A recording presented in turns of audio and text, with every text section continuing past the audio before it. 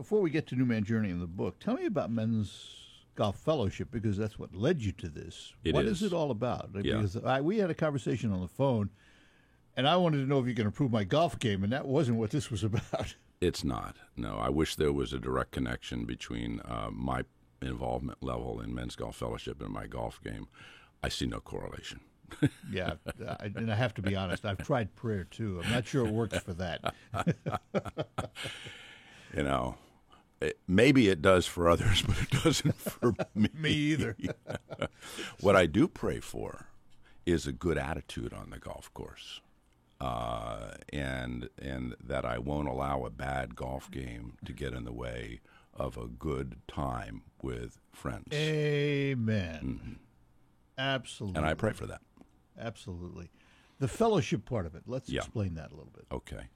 So, Men's Golf Fellowship, our mission, very simply stated, is growing in faith with golf friends. It might sound like an oxymoron, but to me it sounds like the most simple and natural thing in the world. Golf friends, for people who are golfers, are amongst your best friends. They're the ones that you look forward to being with on Saturday. If you're retired, it's more than Saturday. It's a group that you bonded with over the years, and with whom you have affinity. You've chosen them as the guys that you want to be with. And your friendships are forged typically around secular things that we have in common, such as interest in politics, such as interest in dining and markets, and sometimes we talk about our former business lives, or if we're still working, about what we're engaged in, our families, our children, our grandchildren, in the case of retired golf friends. But rarely do you turn to the guy in the golf cart next to you and say, so how is it with you and your faith? It's a non-starter. And yet, faith is one of the most fundamental, foundational, and important dimensions in the lives of many of these men. And so I thought, when I had more time available after retiring from, or semi-retiring from business, that I would take a shot at opening that dialogue. And that has led to an organization called Men's Golf Fellowship, where in Naples and Bonita Springs alone, Southwest Florida area, we have over 1,000 men actively involved now, 12 years later. So I would have to ask you, Steve, have you always been a man of faith, or did you come to your faith? I came to my faith the year that I graduated from college in 1970. Something happened? It did. I had been not particularly interested in God up until about a year or two before I graduated from college at University of Connecticut. I was a party animal. God wasn't high on my priority list. I wasn't raised in a religious home. I came from mixed marriage. My father was Jewish, but had long since abandoned any interest in his Jewish faith. My mother was Catholic and believed, but wasn't active because it would have been problematic. So I was nowhere. But a couple of years before I graduated, I started to become curious because it was the 60s. And there were all kinds of influences that opened up my eyes to the possibility of spiritual matters. I got involved with yoga and transcendental meditation. I followed Swami Satchidananda, and I became very interested all of a sudden. So could we call you a hippie at the time? I was full-blown. Think Woodstock. Think hair down to the middle of my back. Imagine me at 160 pounds with a leather headband. That's the picture. So yeah, I was a hippie, and that is what opened up my interest. And to make a real long story short, I was on my way out after graduation to the Integral Yoga Institute in San Francisco to enroll with Swami Satchidananda, who was my guru at the time and a guru of many of my generation. And my goal was to be a yoga teacher. I thought this would be great. But before I left, I prayed to Krishna, who is my name for God at the time, that if I was on the wrong path, that he would direct me to the right path, because I knew this was the rest of my life. So I stopped in a little town called Bethlehem, Pennsylvania, which is about 3 hours from, and which I know you know well because my you wife's were from Reading. Yeah. And stopped in Bethlehem, and I went into this little church, and it was late afternoon. And I went in, and it was a chapel, and there was nobody around, and I had to do my yoga exercises, which I had to do every day, and this was my opportunity, which conclude with standing on your head for 10 minutes to let the blood properly flow through your chakras, your energy centers. I'm not into this stuff now, but that was my disposition at the time. I gotta ask a question. Yeah. What kind of church was this? It was a little United Church of Christ. It was, Christian church. So you went into a Christian church to do your yoga. Well, it was a chapel. It was available. It was open, and I needed a spot. Okay. But when I was there, I went up and I started reading from the Psalter, the Psalms, and I thought, wow, this is really interesting stuff. Never read it. Didn't know anything about it. Never had that acclamation. Went back out into my van and I started to have my dinner, It was a Volkswagen van. It was a VW camper. How did I know the image? Of course. Imagine the smell of incense coming out of the little incense sticks and Ravi Shankar Indian music. So your movie heroes were Cheech and Chong? No. Okay. That was a wrong model. And I was eating my vegetarian dinner with a peanut butter and green pepper on whole wheat natural bread, the whole enchilada. And suddenly I saw my face in the rearview mirror of the van, the skinny, gaunt person with the headband and long hair, who was literally a completely different person than the person that I had been up until 2 years prior to that. And what I thought at that time was, you've lost it. Something happened along the way, and you just took a bad turn. And I was scared to death. And I prayed, and when I prayed, I was filled with this tremendous peace like nothing that I had ever experienced through yoga or meditation or LSD. And that was Christ.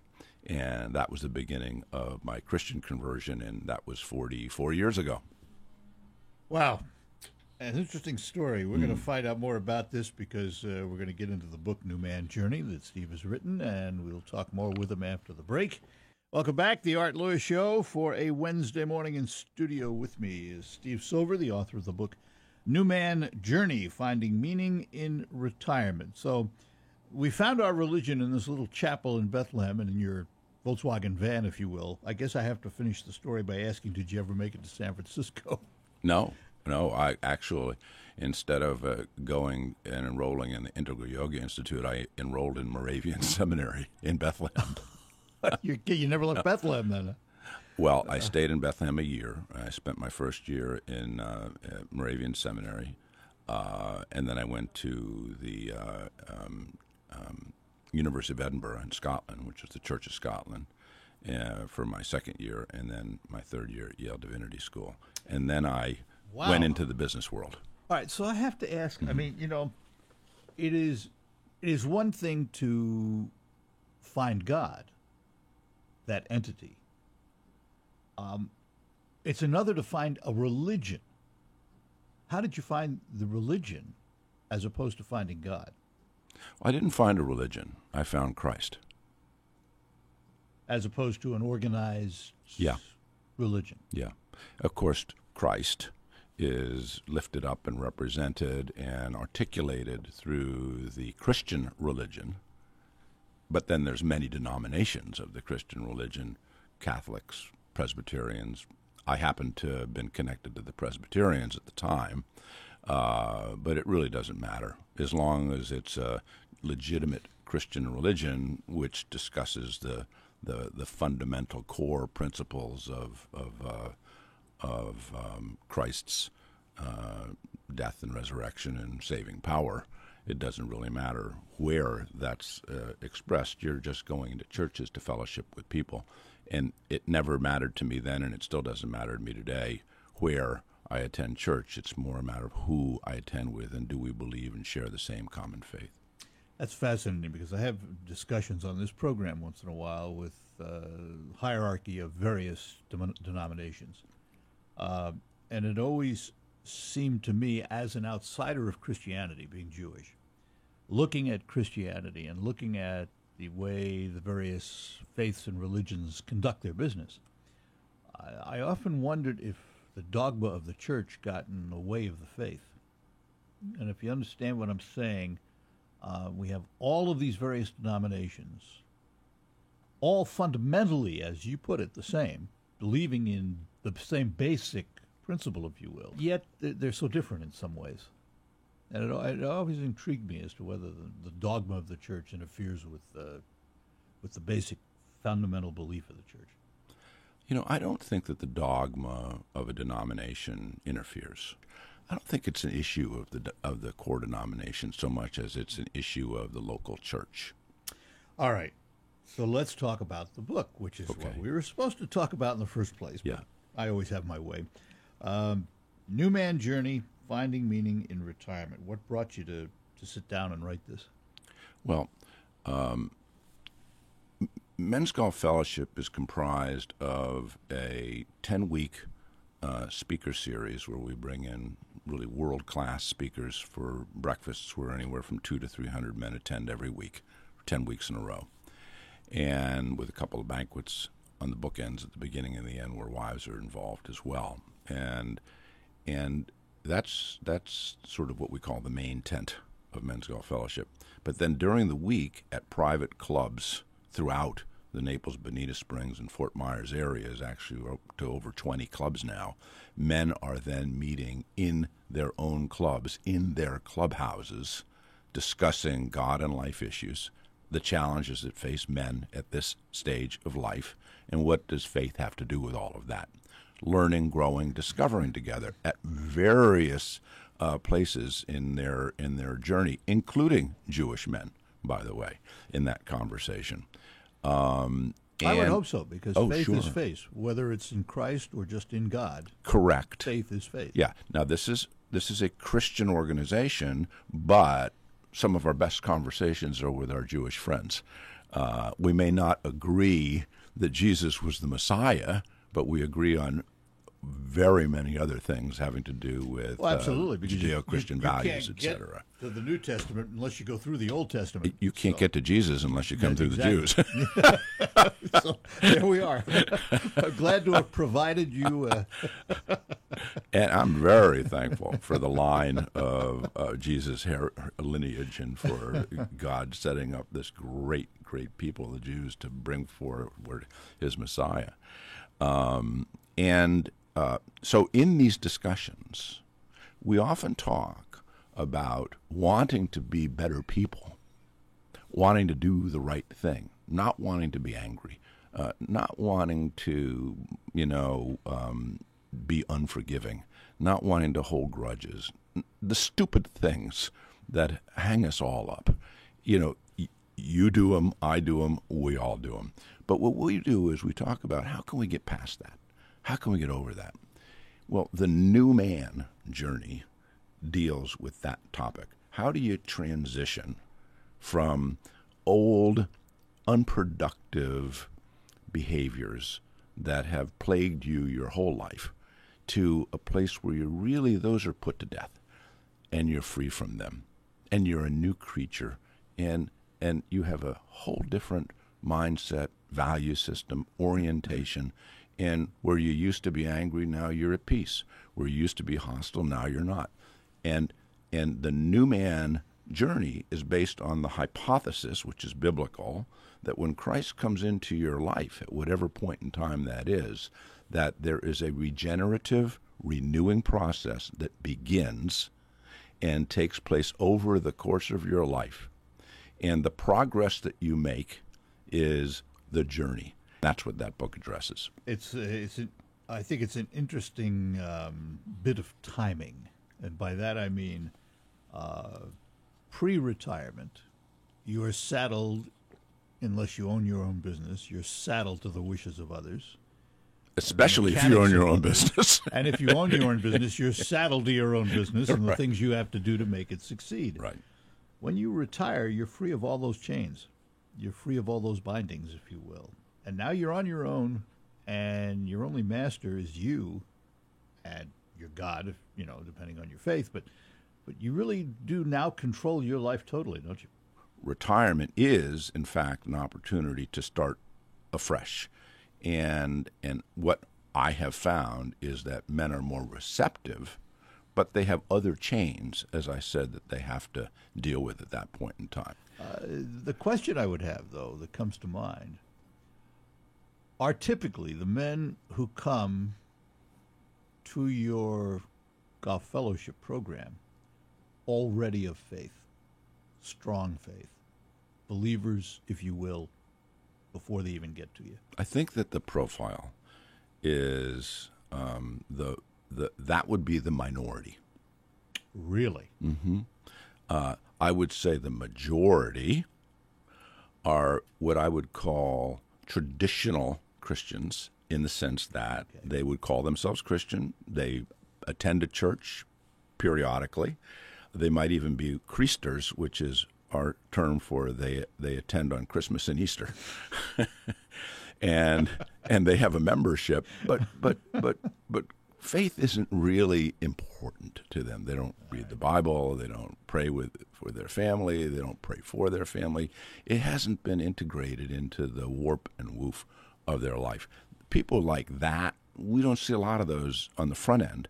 But on the other side, after a few years of discussion groups, we see many more of those because they come thinking that what they had was everything, and then they start getting into conversations and realizing, wow, I don't know as much about this as I did other areas of my life. I want to learn. We're going to take a break. We will be back with Steve Silver. The book is New Man Journey, Finding Meaning in Retirement. We'll talk more about it when we return after these notes on The Art Lewis Show. Welcome back here on WSGW, The Art Lewis Show. We're talking to Steve Silver, the author of the book New Man Journey, Finding Meaning in Retirement. So when you get a group of guys together who are now retired, looking for meaning in retirement, where do you begin? When our groups meet, they meet with a very explicit purpose, and that is to explore together what faith means for them at this stage of life. They know that coming in. They know not it coming surprised. They know it coming in. They know it coming in. They know that's the agenda. Now, they don't know where the conversation's going to go, but the conversations are ones where any man can equally participate because we all have a common experience. So let me give you an illustration. There's no man who could be in a group who wouldn't be able to relate to the, especially if he's retired, the topic about how is it with marriage after the kids are gone and you're at this phase of life and you've been married 40 years. How is that compared to the earlier years, and how is that going for you? Who wouldn't have the ability to engage in that? Or topics that are sensitive, such as alienation from a particular son or daughter, or a particular son or daughter who's gotten off the grid and is lost to the world. Something you relate to from the 60s? Something we can all relate, and something we can all share in common. Those are the topics that we discuss versus, what's your opinion on the Trinity? Okay. All right, so if I break down the title, New Man Journey, are we talking about a new man on a journey, or are we talking on a new man journey? The latter. You're talking about a journey to the discovery of the new man that's inside of you waiting to be activated. So it's both, in a way. Mm-hmm. Yeah, it is both in a way. Because we all, and here's the problem, we all vacillate between an old, unproductive man inside of us and a new, healthy man inside of us. ask our wives, ask our children, and they'll say, how is it that you could be so terrific one day, and then all of a sudden, a switch goes off, and you say stupid things that are hurtful? How could both of those things come out of the same person? Yeah. Well, but they do. Try saying that to your wife and see what happens. Well, and the idea here is to have more of the good and less of the bad, and I believe that as a Christian that Christ, who is the ultimate new man, in whom our new man is modeled and regenerated, that we have power to make this transformation, without which it's a pretty tough slog. And that's the great catalyst and benefit that we have. So I have to ask this, Steve, and I Yes. think I might have asked you this on the phone when we talked a couple of weeks ago. How did golf get involved in this? Was it simply the tool to bring people together? Golf was my world that I was engaged in for many, many years. And my golf friends were the group of friends that I most enjoyed being with. Back to that group of friends It's again. the friends. It's it doesn't need to be golf friends. I mean, pick your group. It could be tennis friends. It could be fishing friends. It could be the people you most look forward to being with and hanging out with. And in the guy world, we are male bonders, and when we're together, we have a different kind of fun and interest and camaraderie than we do when our wives are around or when we're with other couples. We're different.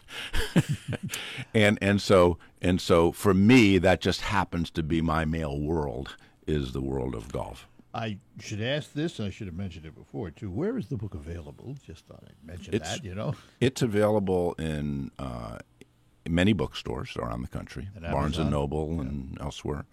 There's not a whole lot of bookstores left, but you could Well, we pick got this Barnes book. and Noble right down the road. You could pick it up at Barnes and Noble, and if they don't have them available, you can order it from them, and they'll get it in.